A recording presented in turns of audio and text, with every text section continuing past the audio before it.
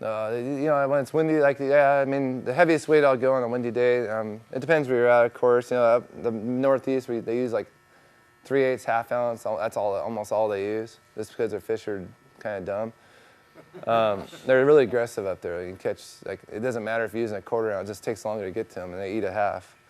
But like Shasta, for instance, is a good example of, you know, a lot of times those bigger spots, they get a little weird on that. They're not like that, and that's kind of typical of most lakes.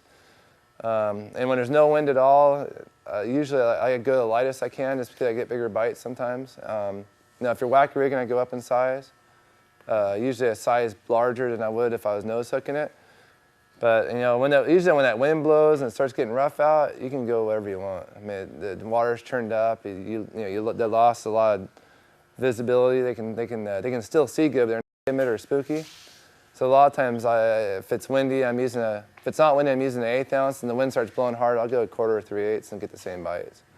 It's just easier. And there's rare occasions when fishing a saddle or current, and then you want your bait to move naturally. You don't want it to move your bait. You want the current or the wind to do it. I'll stick to the lighter weights, 1/8 or 1/16, and, you know, let it kind of float down and kind of drift. I current fish a lot. I like current. I know you guys have a lot of that. But normally current fishing, you just want it to be able to